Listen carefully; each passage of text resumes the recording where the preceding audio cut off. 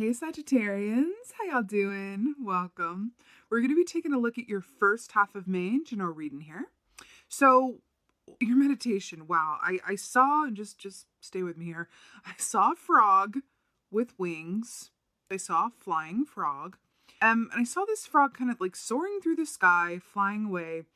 And then I saw it land on the ground, and it felt very parched, like it really needed to be in water, but it wasn't. Parched, and I could see its skin starting to dry out, and it was dehydrating, and it was like, oh God, somebody get this frog a glass of water.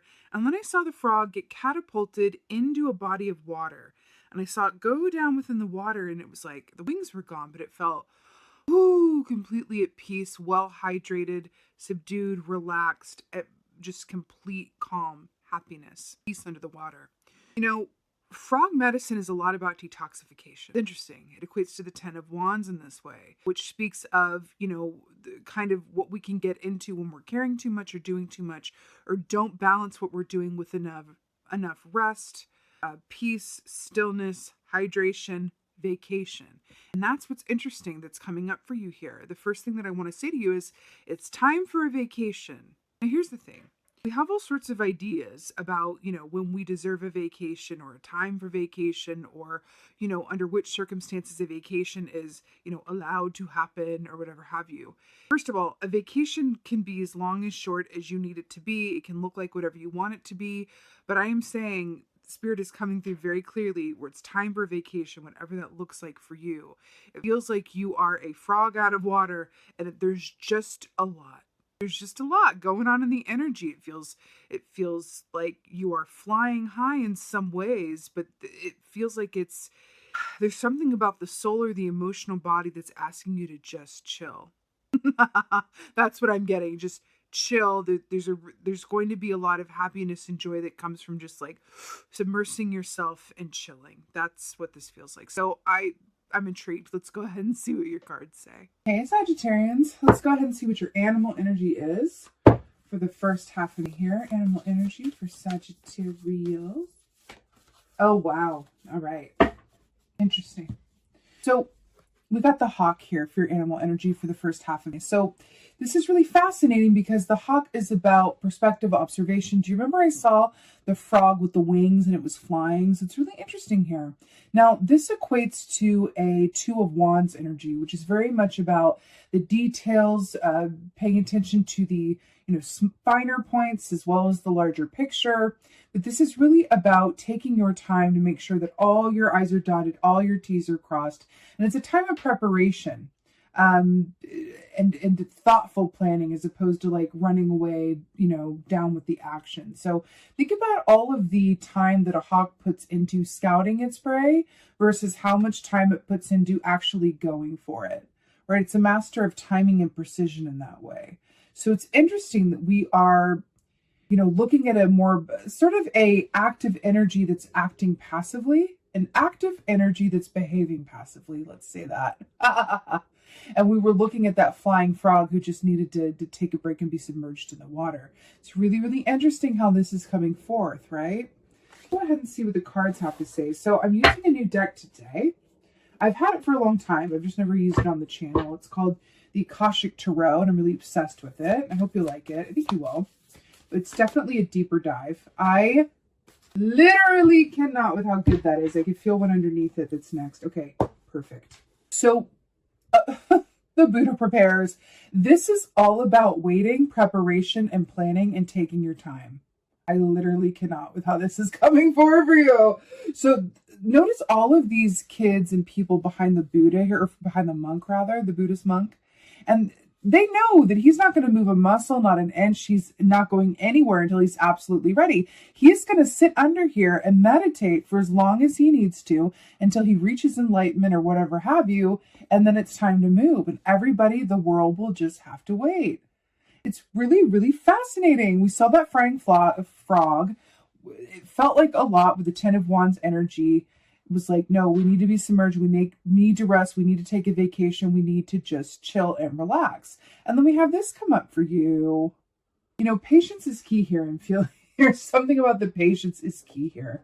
It really feels like it's coming through for you. Now, along with that, and I kind of want to place these two together is what I'm feeling, is the King of Scrolls in reverse. So the King of Scrolls in the upright, this is it's sort of like a King of Swords energy. This is about someone in your atmosphere, could absolutely be you, who really loves, and it does sound like I almost said Aquarius, interesting, Sagittarius in the way. This is someone who really loves knowledge, but also really loves to envision things, to plan, to, have a vision and then have it come to full fruition, right? So it's interesting with the scrolls here and the hawk. I feel like these two go together really, really well. This is very a Two of Wands energy embodied. Now he's in the reverse. So if we have him standing in the upright, looking and planning and dreaming and scheming, and then we put him in the reverse with the Buddha prepares, I feel like it's time to rest the mind, soothe the body, and just allow yourself to receive the benefit of just embracing stillness at this point in time. Patience is key here. This is not a time to think the most or do the most or plan. This is not the time to do any of that, because it just feels like it's a bit cluttered, crowded, like there's a bit much on the plate, and you're being asked to kind of less is more. Patience is key. Consolidate your energy, I'm feeling. And, whenever this comes up, there's always a greater reason for it. So let's see what else is going on here. Sagittarius, you know it. Oh, my Lord. This is a very, very powerful energy.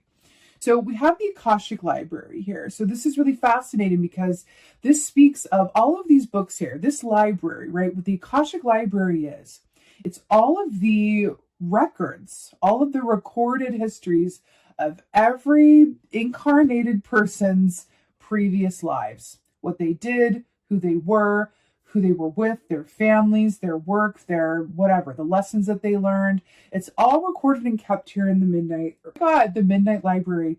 Okay, there's a book, and it's interesting that this is coming forward because this also represents books that will show up in your path to help you. There's a book called The Midnight Library with Matt Haig, which he's basically writing. I don't know if he was consciously writing about this or not, but The Midnight Library is basically about the Akashic Library by Matt Haig. It's definitely a book recommendation coming through for you. It's a really great read, and it's really largely about how our choices, right? There's some choices that we can make that can make, differences in terms of the, our immediate realities.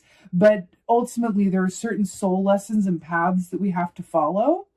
And whatever choices we make, it may make it look a bit different on the surface, but at a soul level, we have a purpose here. And it's really the roads that we take to get there differ, but based on our choices. But where we end up is really, really about what our soul is here to do in this incarnation. This is deep. And that's The Midnight Library by Matt Haig. So the Akashic Library also speaks of why are you here? What is your soul purpose? And how are you seeing to that purpose? Now, a really good diagnostic around that is to check in with yourself and say, how do I feel?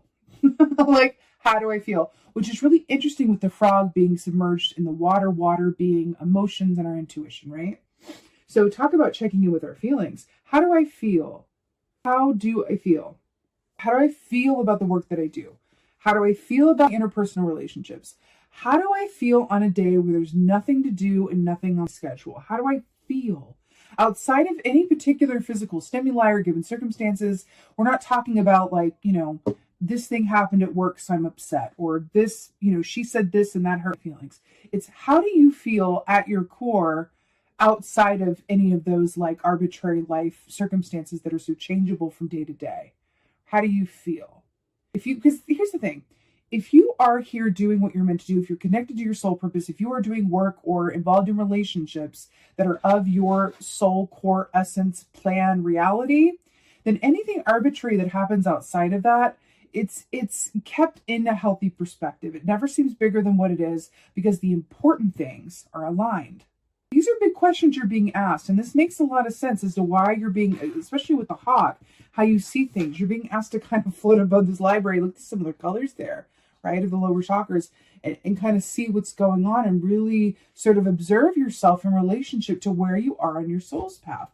How do we feel about this? Especially with the Buddha, right?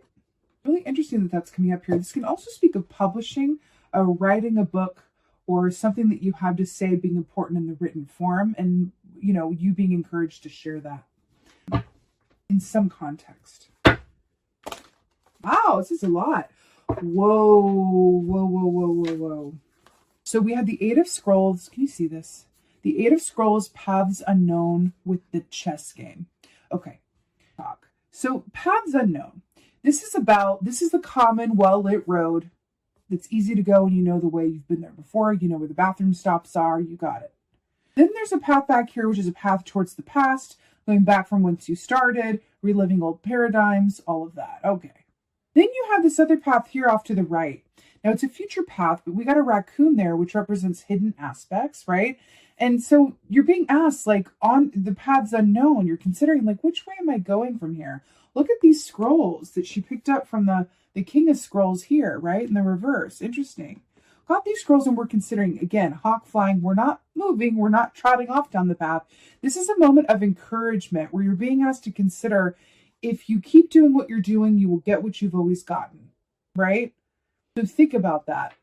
Also, there's this encouragement to take the less trodden path, because you, in taking the path that you've always taken, or taken the safe way or the safe route or the smart way, quote, you are cutting yourself off from some true surprises. And life, one of the best parts of life is the surprise element, right? The chess game. Now, this is very much about, it's conflict. It's their, opposing forces at play that are affecting the board right now. We have this queen here who's kind of toppled over on her side, not a great position to be in. This feels a bit cattywampus in terms of things are being shifted around your board of life and karma and soul plan at the moment. So this is making sense with why you're being asked to submerge your frog body in the water, because things are being shifted and rearranged for you right now. And all you're being asked to do is not fight the tide, and just allow yourself to be where you are, consider what's working for you, and then dream of what could be, from a place of, if time and money were no object, what would I do? From a place of endless possibility, from a place of imaginative, vision. Wow, look at all this. It's interesting. Remember I saw the frog and the Ten of Wands? I was like, there's a lot going on. There's just a lot. And then we have, like, usually this is supposed to be 3 cards here. It's definitely 5. It's only the first row. Yeah. Clarifier for the Buddha Prepares and the King of Scrolls in reverse. King of Swords. Another bird here watching and observing. King of Swords with the Buddha Prepares and the King of Scrolls. Now, this is the King of Swords in this deck. So it's interesting we've technically gotten twice. So the eagle medicine, the eagle's gift is being able to see, the big picture of something, right? Hawk is able to see the big picture and the smaller points and details, but the eagle is all about the big picture. So it's interesting with the King of Swords, we're talking about allowing yourself to observe without action. Observe, get that information, meditate, meditate, meditate, embrace the stillness, take your time, and just allow yourself to vacation in whatever way, shape, or form that looks like. But it really feels like we want to just detox, because like I said, things are being moved around on your path for some reason. So you're being asked to just not get in the way of that, not impede the flow, surrender, allow, and just go with your natural feelings. Now, a great way to kind of key into this as well is stay away from the word should. Any way that should could manifest, right? I should be doing this. I should be working on this. I should be going to visit them. I should be spending the weekend doing this. I should get caught up on this. I should. Or you're shitting all over yourself, right? This is a very strong message around not doing that, and really following those feelings feels incredibly important right now, because they're divine instructions for you. So for example, if you have plans to, work on a given weekend, and then you're going to go visit someone on Sunday, but then you wake up on that weekend and you're like, you know what? I feel like doing the exact opposite of what I had planned. That's King of Swords coming in. I feel like doing the exact opposite of what I had planned. I really feel like driving to this beach and being on my own and just sitting by the water and see where the day takes me. And I just feel like doing this other thing. In that moment, you have a choice. Paths unknown. Are you going to go, though, stick to your plans and just like, no, I said I would, so I do it. No, I got to do this. Or are you going to be willing to listen to those feelings? Because that is spirit going, hey, hey, hey, there's this You're feeling differently, so follow those feelings. There's a greater reason for this.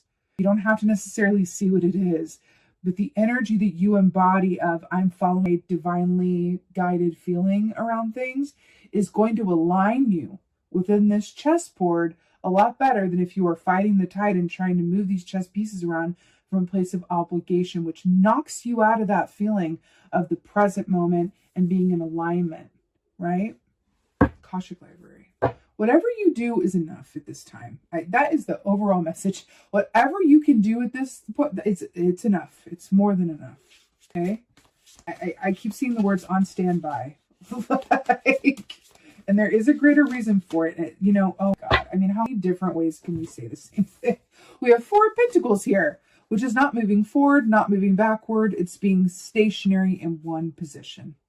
This is exactly what we've been talking about this entire time. You know, Squirrel is very much about preparedness. And so it's interesting that this is coming up with the Akashic Library as well. I do feel like you're being prepared for something, and I feel like you are being prepared for a shift or a twist or turn in your road. Just chill. Things are about to change. Things are about to shift for you in a very meaningful way.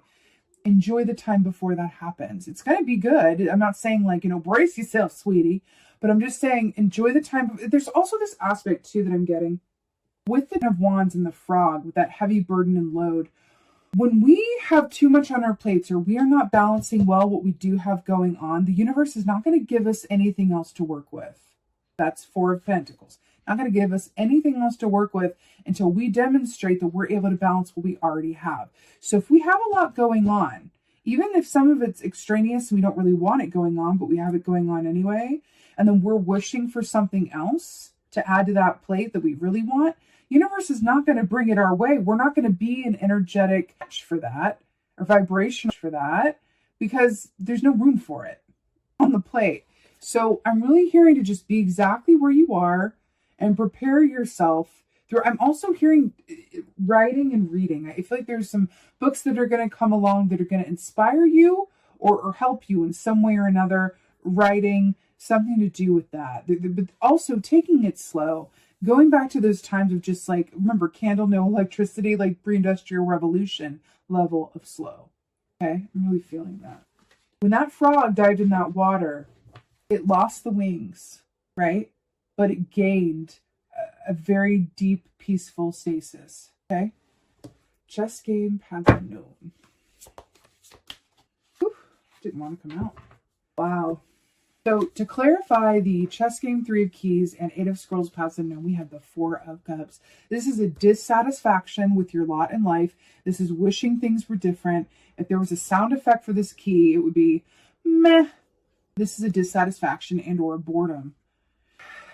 We have talked about this. This is really about things being shifted for you. And I feel like you're being asked to look at and consider what in your life can go. What in your given circumstances can change. This could be aspects of yourself that you're exhausted of. Worst case scenario thinking or taking more on your plate than you can really handle and having to, you know, disappoint people or yourself. Whatever this is. More alone time, less alone time, whatever it is. It's kind of like figuring out your menu of like what's working in your given circumstance and what can be released that isn't working for you to make room around this chessboard that is being shifted for you right now. Consider your life and what you have going on as this chess game. See all of those pieces in action, right? These are the major players in your life, right? This is your home life. This is your family dynamics. This is your work. This is your recreation. This is your, you know, your passion. This is whatever it is. Imagine all of those major factors that take up time of your life and experience, and then see them on a chessboard, right? See them on a chessboard. And then really think about what is just taking up space and not really serving you, and what can be knocked over and removed, right? To make room for more that is actually going to excite you and serve you. You know, there's also this squirrel here with paths unknown, so you've gotten squirrel twice. Prepare for what you ask for. Prepare for what you wish for. Act as though it's coming. Make room. Okay? Feels important. Feels very important. Someone here is meant to be doing a line of work or a different line of work or a slightly rearranged form of their work. And you're being asked to kind of wake up to that and give yourself time to really put into it. I feel like someone's a writer or had dreamt of being a writer, or is afraid to share their writing, or something to do with writing books, something to do with that, or sharing a message of some sort, you're being encouraged to kind of like, sit with that and really sit with those feelings, and then allow them to shift within you and fall away. There's something about that for someone. Okay, let's go ahead and get an oracle. I'm feeling this one. Oracle for Sagittarius. Right. The Lady of the Mirror. Reflection, non-judgment. Wow, we saw that frog. Now we have these frog lily pads here. In the body of water here. So brilliant. Now, we also have a fairy with wings sitting by water. And it's all green. So I feel like this is directly reflecting your opening meditation. Reflection, non-judgment. Didn't we talk about seeing things and really looking at your circumstances, what is and isn't working, and being willing to move around whatever parts want to be moved? This is also the number 8, and then 4 plus 4 is 8.